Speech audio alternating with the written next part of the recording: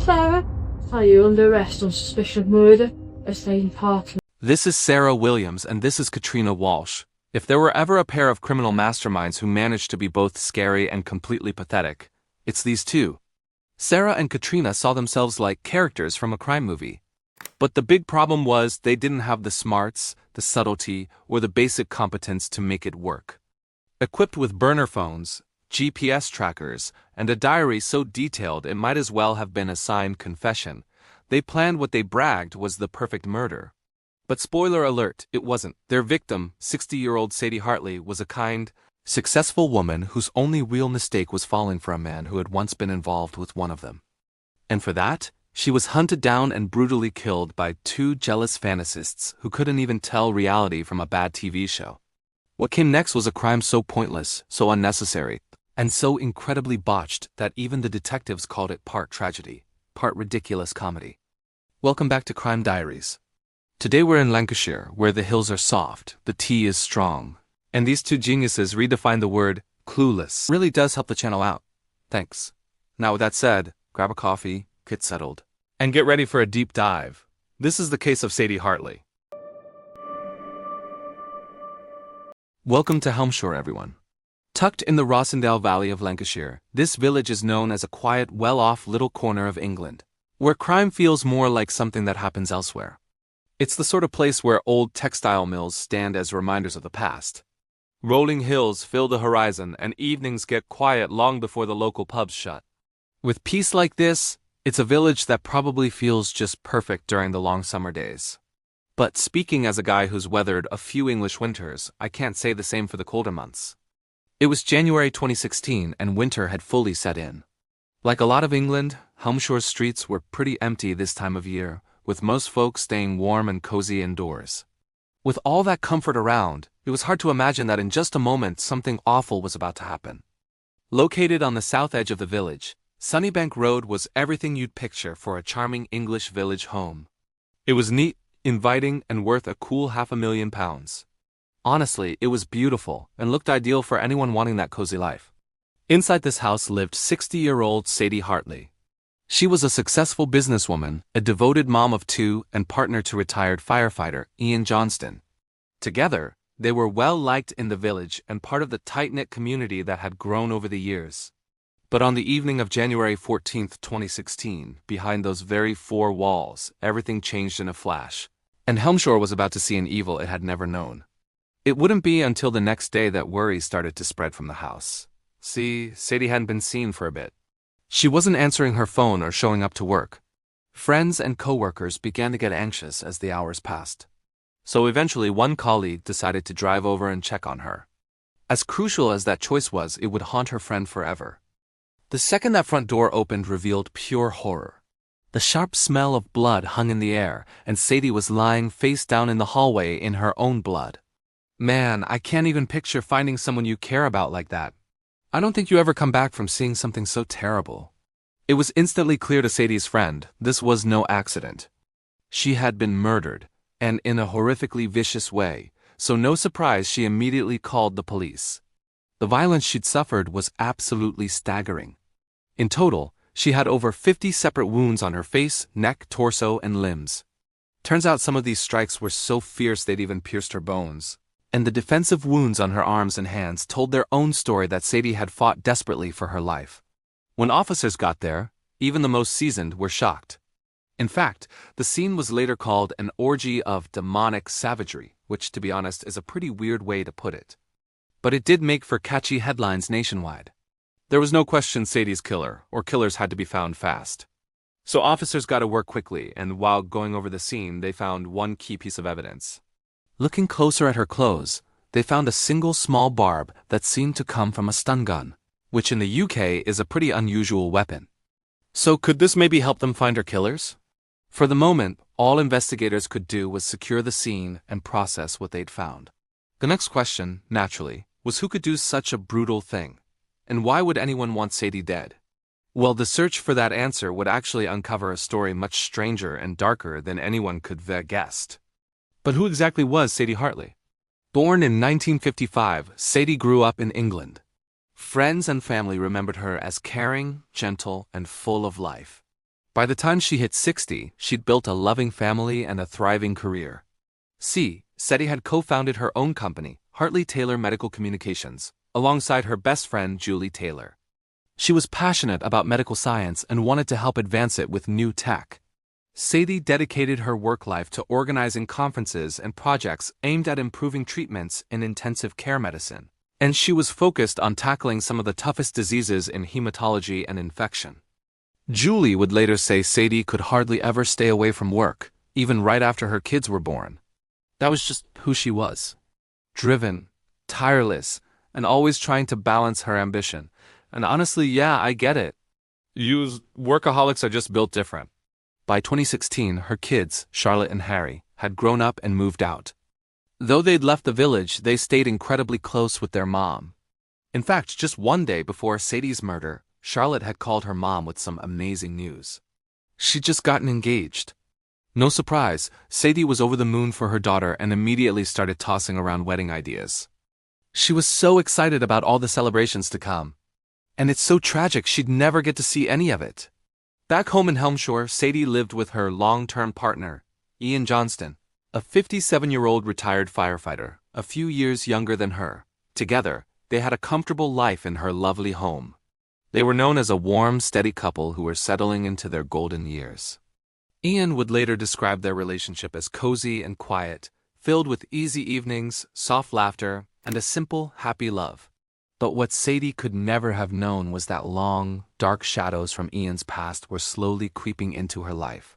Shadows that would soon tear apart everything she'd worked so hard to build. Okay, so this is the part where I gotta tell you about Ian and his love life. And turns out it's not so great. See, Ian's got this history about him that Sadie only partly knew, and it would come back to haunt him in the worst way possible. It was a few years before moving in with Sadie that Ian unexpectedly ran into a much younger woman named Sarah Williams, who's basically a professional homewrecker.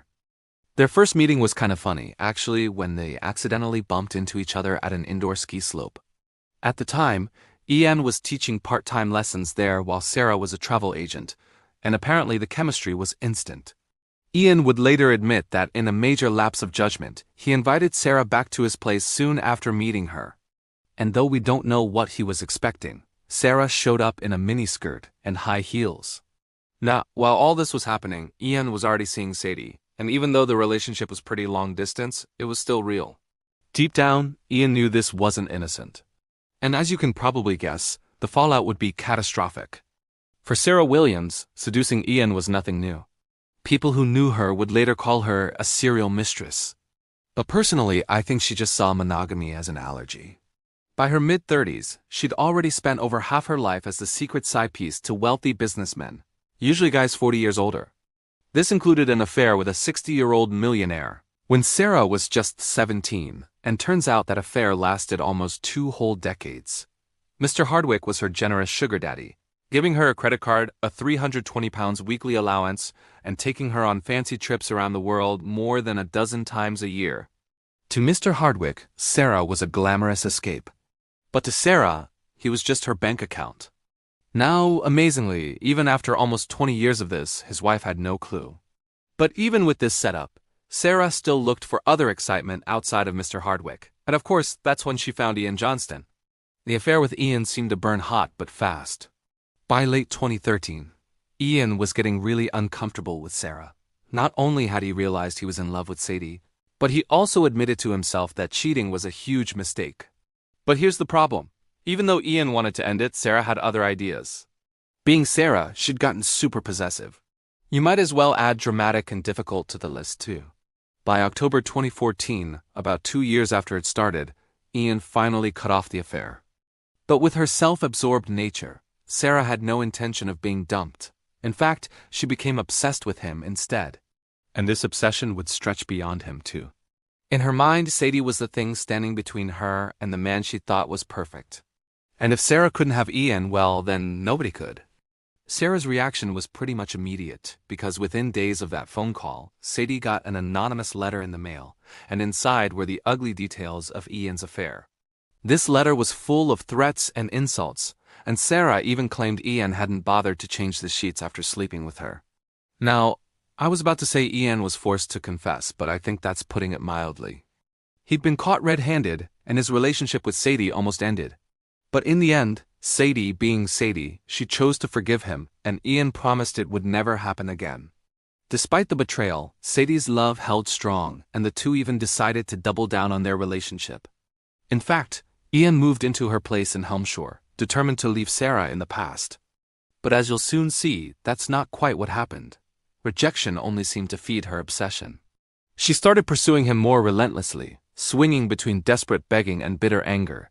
She sent him gifts, wrote him long messages, and even pleaded with him to sleep with her.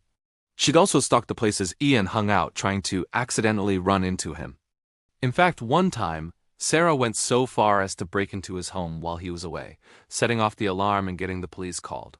Ian later told friends and family he felt stalked, and that Sarah wouldn't let go. And yet, despite all this, he made one fatal mistake that would always come back to bite him. See, Ian never completely cut contact. Instead, in weak moments, he admitted he sporadically exchanged flirty messages with her. And this was even after moving in with Sadie. This one foot in, one foot out behavior never gave him or Sarah the clean break they needed, and no doubt it was confusing for everyone. For months, this back and forth kept up. And turns out that just 10 days before the murder, on January 4, 2016, Ian and Sarah had swapped over 30 flirty messages in a single day. But what Ian saw as desperation was actually building into something much, much darker. And Sarah's fixation on him was about to tip into something prosecutors would later call delusional, unhinged, and deeply psychotic. Now, there's no question Sarah was both jealous and seriously angry about the situation, so she slowly started plotting. In fact, by the summer of 2014, just weeks after Ian broke it off, she told her close friend Katrina Walsh, and by the way, I'm not sure Sarah ever figured out how to make friends her own age, because Katrina was nearly twice hers. She was 56 and just as unhinged. The two met through a local riding club and, turns out, bonded over horses, gossip, and eventually violence. And we know this because the comfort Katrina offered Sarah wasn't a glass of wine and a shoulder to cry on, but instead agreement to go along with her sick fantasies. And turns out neither of these two was subtle about it, especially Katrina. To be clear here, I'd never recommend murder. But if you're thinking about it, you probably shouldn't write down every little detail in a diary. Alas, Katrina thought it was a smart move. So, we're going to reference a few of her entries. For example, in one entry, Katrina said, Sarah came around and we got caught up in endless murder plots for Ian's other half. However, what started as spiteful, wine-fueled fantasy would soon harden into something much more real. Because the truth is, Sarah desperately wanted Sadie gone. And Katrina, whether out of loyalty, thrill-seeking, or just plain moral decay, was ready to help her friend.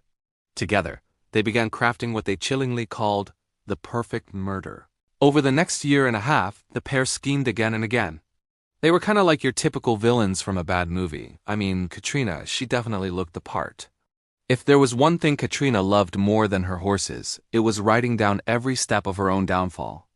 Because from then on, her diary became a step-by-step record of planning the murder, including all their meetings, the supplies they needed, and their darkest fantasies.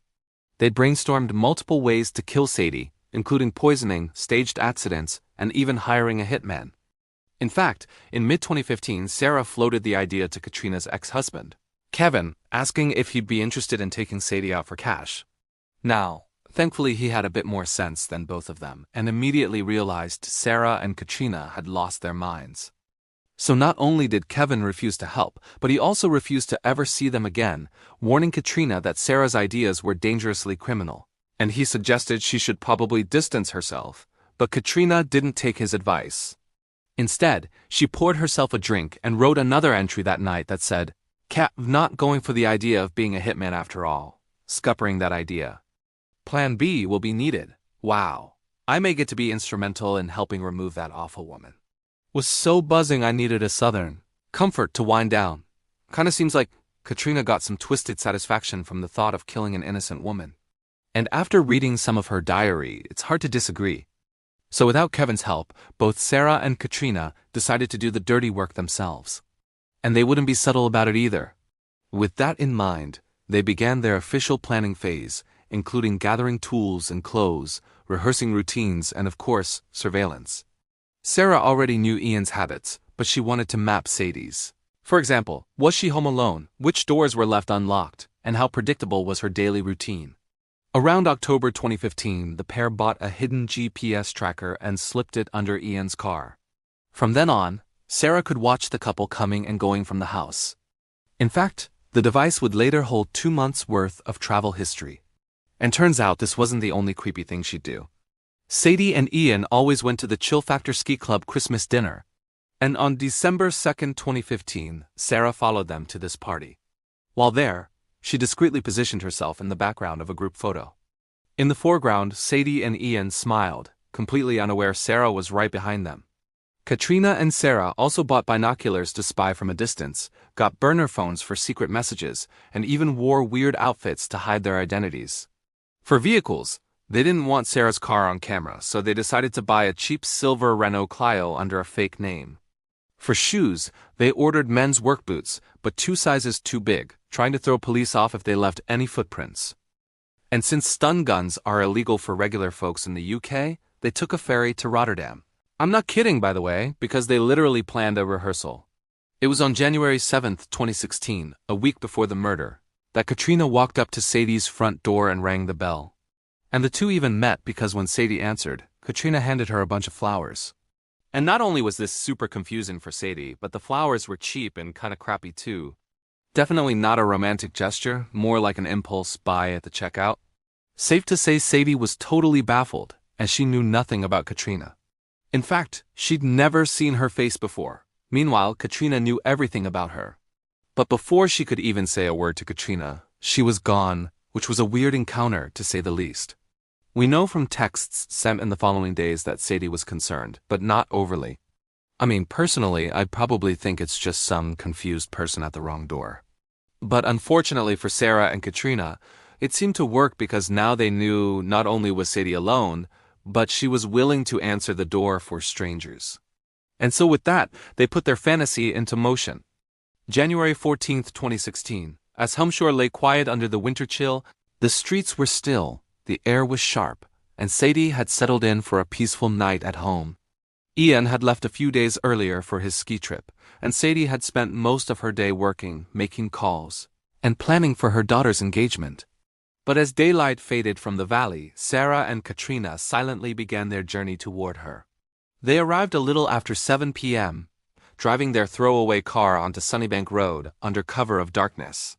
Armed with an 8-inch kitchen knife and a 500,000-volt stun gun, Sarah was the one who'd do the attack. Meanwhile, Katrina stayed behind the wheel, acting as the lookout, the getaway driver, and arguably the world's most broken moral compass. Sadie's doorbell rang just after 8 p.m., and the moment the latch was unlocked, Sarah lunged forward and inside. With the stun gun, Sarah pressed it against the side of Sadie's head and fired. 500,000 volts surged into her skull, sending Sadie to the floor. Though it didn't knock her out, it left her paralyzed and unable to move.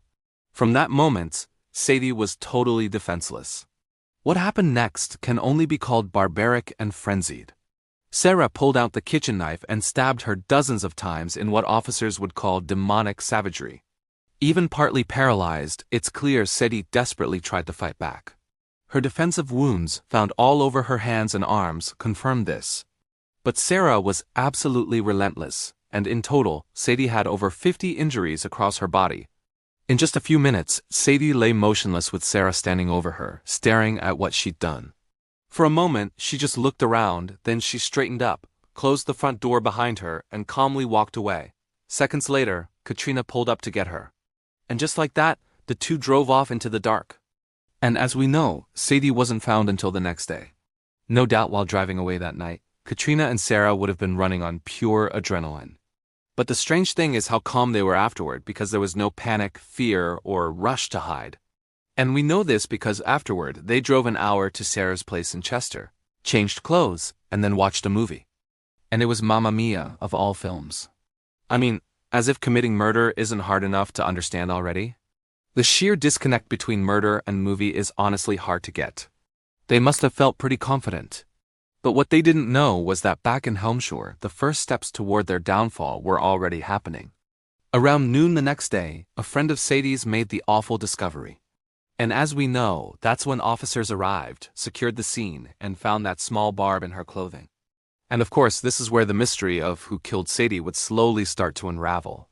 Detectives immediately faced one key question. Who would want Sadie Hartley dead? The thing is, nothing at the crime scene suggested a burglary or a random attack, which made them think this had to be personal. So they started with the basics, talking to friends, co-workers, family, and, of course, Ian. Now, as usual in homicide investigations, Ian was first treated as a possible suspect. But eventually, his alibi checked out completely. I mean, he was in a whole other country. Of course, that's when Ian brought up his affair with Sarah Williams and her crazy obsession with him. He told officers about the anonymous letter and the weird visit a week earlier. And suddenly, just like that, investigators had a motive, a suspect, and a reason to dig deeper. So after looking closer into Sarah's profile, they quickly found her close friendship with Katrina, which, to be honest, probably raised even more questions. Sorry, Katrina. You just have one of those faces. And the moment officers looked at surveillance footage around the village, everything else moved pretty fast. The thing is, unfamiliar cars always stand out in a small village like this. So when they spotted a light-colored Renault Clio passing near Sunnybank Road around the time of the attack, well, it's kinda obvious officers would get curious. As detectives widened their search, even more surveillance was found. Cameras showed Sarah's black Volvo driving along Ian and Sadie's street at odd hours throughout December. And on one recording, Sarah could even be seen crouching near Ian's car, grabbing what was later confirmed to be the tracking device she'd planted weeks earlier.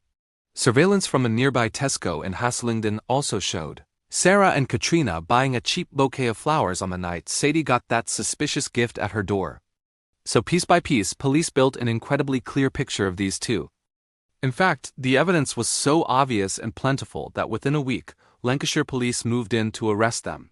Search warrants were gotten, and in the early hours of January 20th, 2016, coordinated raids hit the homes of Tweedledee and Tweedledum. And ironically, because a TV documentary crew was following police that week, Sarah's arrest was even caught on film. How's that for coverage? Even with both Sarah and Katrina in custody, they both said they knew nothing. But that story wouldn't last long. And that's because while searching Katrina's place, police found everything they needed. That included the 8-inch kitchen knife, the stun gun, the oversized boots, which, by the way, still had Sadie's blood on them, and the obvious one, Katrina's diaries. Again, what did I say about murder and journals? By now, the case against these two was literally overwhelming. And here comes my favorite part, because you all know how much I love seeing accomplices turn on each other. And that's exactly what happened here too. And I love their excuses. Starting with Sarah, she claimed that on the night of the murder, she was actually homesick, meaning Katrina must have gone rogue without her consent or knowledge. Supposedly, it was to impress her. As for Katrina, well, her defense was even weirder. She told police she thought the whole thing was some kind of game show, like Hunted, where people try to avoid capture. Katrina even told officers she was scared Sarah would murder her next with prawns. In her defense, she is allergic to them, but still, it's pretty weird. Safe to say neither of their stories convinced anyone. Detectives had surveillance footage, forensic evidence, phone data, and even diary entries that tied both of them to the murder. So as you can imagine, it was game over for these two. Eventually, while still in custody, Katrina even agreed to show officers where she tossed the knife, stun gun, and all the other evidence. All the items were still right where she'd left them. And bizarrely, it was all recorded by a TV crew, which I have to admit is kinda handy for true crime docs. By the summer of 2016, Sarah Williams and Katrina Walsh were formally charged with murder, and their so-called perfect crime had fallen apart so spectacularly, it was basically famous across the country. Their trial ran for 7 long weeks, and the jury was shocked as they saw all the evidence. This included surveillance footage of Sarah and Katrina, the flowers, the murder weapon, the diary entries, and even the photo from the ski club Christmas party. When it was Ian's turn to take the stand, it was obvious he was shaken and fragile. Not only did he have to recall his affair with Sarah, but he even had to read aloud multiple dirty texts they'd exchanged, which was probably humiliating for him, but also kinda his fault. At one point, he broke down in tears, apologizing and saying he never imagined his stupid choices could lead to something this terrible. He told the court he'd felt stalked and had tried to cut contact long before the murder. However, Sarah's defense implied Ian had been leading her on. On top of that, Sarah also testified that she didn't kill Sadie and that Katrina must have done it all alone. But the prosecution tore her theory apart. Because if that were true, why had she spent months tracking Sadie, buying flowers for the test run, and even traveling to Germany to get a stun gun? Katrina's defense wasn't much stronger. Her lawyers painted her as an eccentric older woman and a dreamer who'd been manipulated by Sarah. And while Katrina certainly was, eccentric, let's say, her own diaries told a very different story. So in the end, after 7 weeks of evidence and testimony, the jury took only 7 hours to decide. And in August 2016, both Sarah Williams and Katrina Walsh were found guilty of murder. As a result, Sarah Williams was sentenced to life in prison without the possibility of parole for 30 years. Meanwhile, Katrina Walsh got life without parole for 25. And to this day, they are both still thankfully behind bars. Afterward, the media called Sarah a real-life bunny boiler, which was actually a nickname Katrina gave her in her own diary, which is pretty fitting, to be honest. Sadie's son, Harry, told the court how his mom had been taken way too soon and through no fault of her own, and described the huge hole left behind.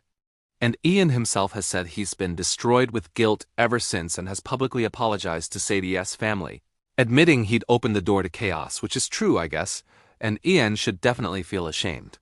But the other truth is, he had no way of knowing this would end in murder. In interviews, he said, "Every day I question why I texted back, and that he wishes he'd seen the danger sooner." After the murder, Sadie's family asked Ian to move out, and he later found out he wasn't named in her will. A painful but fair consequence. The murder of Sadie Hartley remains one of Britain's most disturbing modern cases. At its heart, it's a deadly love triangle driven by obsession and cruelty. I don't think the quiet village of Holmshire has ever been the same, and neither has Sadie's family or kids. Sadie lost her life simply because she loved someone. She was a devoted mom, a successful professional, and a kind-hearted woman. And tragically, her life and all the work she was doing were taken by 2 evil creatures. I think this story is a really good example of chaos theory and how in reality we have no control over who comes into our lives, and all we can really do is respect and treat everyone with kindness and hope we get the same back. Anyway, those are my thoughts on this story, but what are yours? Do you think Sarah and Katrina got the sentences they deserved? As always, please share your own thoughts in the comments below. On that note, thanks so much for watching today. Thank you and goodbye.